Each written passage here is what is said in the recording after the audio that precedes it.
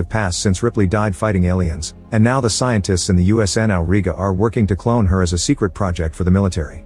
They've collected some blood from the place where she died, and it takes them 8 tries to finally grow a body that survives the process. Once she's ready, they operate on her to access her womb because an alien impregnated her before she died. Dr. Wren and Dr. Gettleman are excited to discover the baby alien has been cloned as well and take it away in a capsule for further study. At that moment Ripley wakes up and grabs a doctor's hand to smash his face against the glass, but the others immediately knock her out. 3 days later Ripley wakes up again inside a cocoon-like fabric and finds the number 8 tattooed on her arm. The doctors do a routine check and are surprised by her perfect health. The scar from the operation is already healing and has become very small.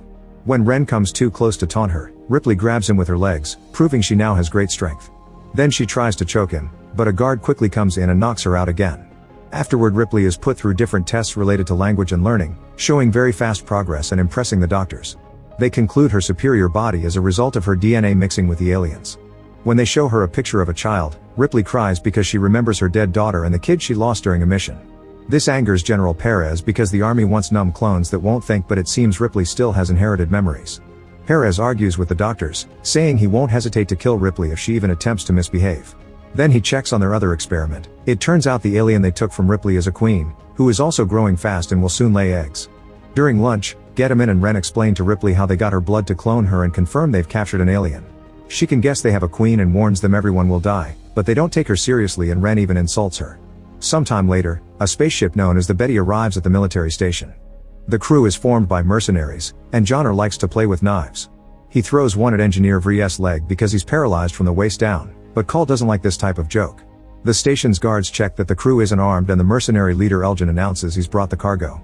It turns out they were hired by Perez to kidnap a bunch of civilians that they could use for their alien experiments. After getting paid, Elgin asks for room so his crew can rest for a couple of days. Perez agrees as long as the mercenaries stay away from the labs. The sleeping victims are taken to the lab and the doctors put a bunch of alien eggs in front of them to impregnate them. Meanwhile Ripley is playing some basketball by herself to test her new abilities, proving her strength also comes with good speed and fast reflexes. The mercenaries find her and Johnner tries to play with her, but Ripley moves quickly and doesn't even let him touch the ball. When Johnner comes too close and tries to flirt rather creepily, Ripley immediately brings him down with just 2 moves. Another mercenary throws the ball back at her and when Ripley turns to catch it, Christie hits her with some gym weights.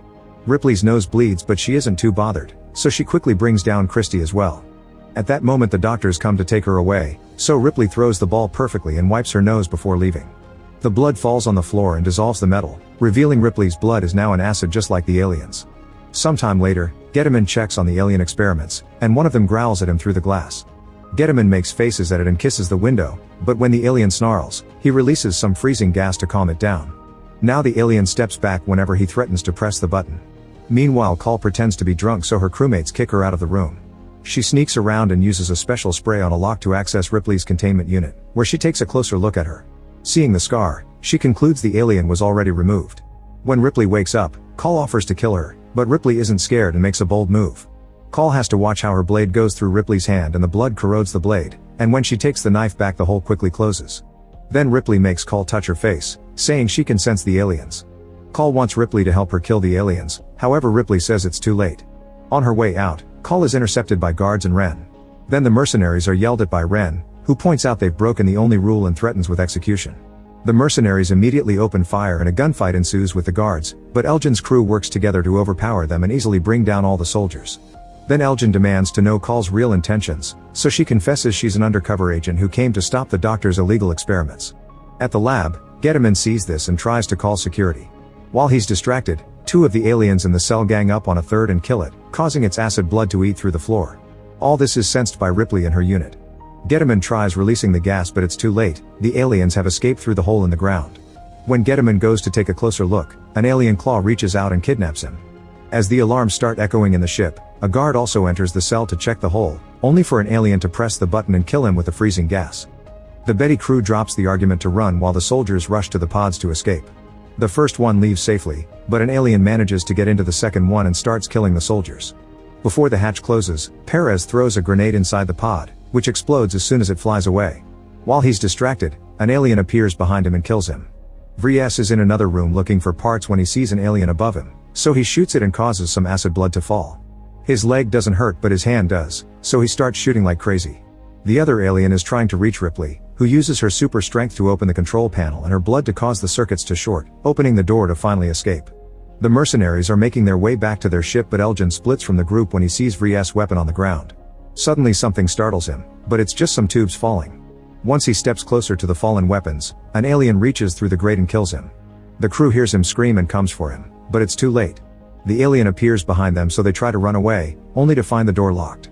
When the alien takes a closer look at Elgin's body, it's suddenly shot by someone in the hole. It's Ripley, who had been hiding. The mercenaries get angry and threaten Ren until he admits there are 12 aliens in the station. The group agrees to team up with Ripley despite Call's protests, and before they leave, Ripley takes the alien's tongue for Call to have a souvenir. As the group moves, they reunite with Vries. Ripley then announces she can sense the station is moving, and Ren confirms autopilot kicks in during emergencies. The station is going back to Earth and nobody likes the idea because the planet is currently a wasteland, so they need to find the Betty. The group keeps on moving, but Ripley stops when she finds another lab. Inside, she's horrified to find the failed clones, who have become hideous creatures. Numbers 1 through 6 are dead and contained in stasis tubes, but the 7th is still living, kept alive on a table by tubes and ventilators. Number 7 asks for mercy, so Ripley uses a flamethrower to kill her and destroy the whole lab, burning down the other clones too. Call is also disgusted and punches Ren for it. In another room, the group finds the victims the mercenaries brought for the experiments. At first they think everyone is dead, but a man called Purvis suddenly starts yelling. He calms down when he sees they won't hurt him. However, when Ripley smells him, she confirms there's an alien inside him and doesn't want to bring him along. Call refuses to abandon him and says that if they get to escape fast enough, they can put Purvis in cryostasis for surgery later. The team continues to make their way to the Betty, bringing Purvis along. The next area they need to cross, it's the mess hall, which is now completely underwater because of the emergency sprinklers. Vries has no choice but to leave his wheelchair and get harnessed to Christie's back. Unfortunately, the next corridor is even more flooded and the group has to swim to cross it.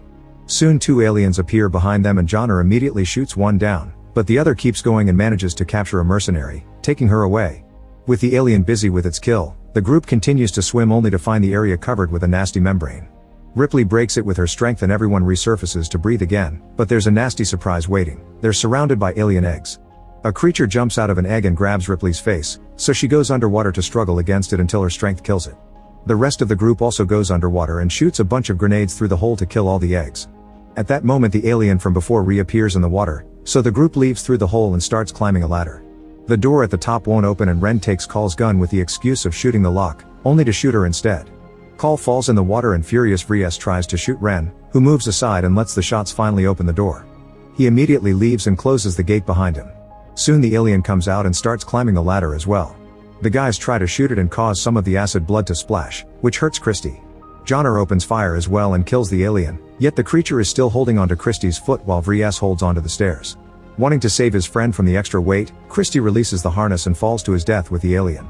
The group wonders how they'll escape, only for the door to suddenly open and reveal Call on the other side. Everyone manages to get into a safe room and Ripley checks Call's wound, discovering that she's actually an android. Call confesses that she's one of a legendary second generation of androids who were so lifelike that they gained consciousness and rebelled, burning their internal wireless modems and trying to pass themselves as human.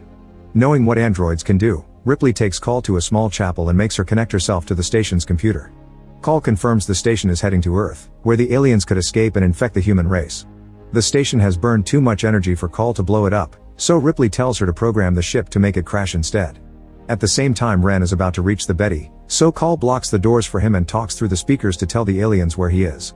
The team starts moving toward the Betty again, and Johnner freaks out when he hears the station will crash soon. He tries to attack Call, but Ripley immediately grabs him by the neck and threatens to take his tongue. At that moment she hears a sound and says the Queen is in pain, only to suddenly be snatched through the floor by aliens. However, the creatures don't hurt her. Because of her changed DNA they recognize her as their own and take her to their nest. Meanwhile the rest of the group makes it to the Betty, where Purvis is suddenly shot by Ren. The doctor takes Call hostage and while they pointlessly argue, the alien finally comes alive in Purvis' chest, forcing him to move toward the Ren. Bullets don't stop him and soon Purvis reaches Ren to start beating him down. At that moment the alien finally comes out, so the mercenaries open fire and kill both Ren and Purvis at the same time. Back to Ripley, she discovers the nest is crawling with aliens and the Queen herself. A cocooned and delirious Gediman is there with the other victims and he tells Ripley that the Queen inherited her human reproductive cycle. After laying her first round of eggs, she gives birth as a human being would, developing a uterus-like pod and birthing a bizarre creature that is half human half alien. The newborn immediately kills the Queen and licks Ripley, claiming her as its real mother. When Gediman starts talking again, the newborn bites off the top of his head. Ripley uses this distraction to escape and runs to the Betty, which is about to leave. Luckily she jumps just in time and rejoins the mercenaries at the cockpit. While the Betty takes off, Call notices a door is still open, so she goes to close it, only to discover that the newborn has sneaked inside. While she dodges its attacks, the ship starts shaking because it's rather unstable. A mercenary comes looking for Call and the newborn immediately kills him. Ripley is suspicious of how long Call is taking and runs to the room 2 in time to find the newborn clawing at Call's wound. She pretends to be a good alien mom and comforts the newborn, distracting it while she throws some acid blood at the window to create a hole.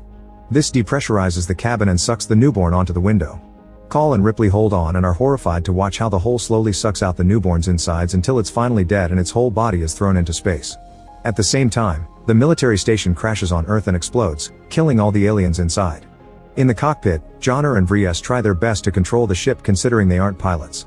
There's some more shaking and lots of heat, but thankfully the ship lands safely on Earth and everyone is alive. Ripley and Call sit together to stare at the remains of a city, wondering what to do next.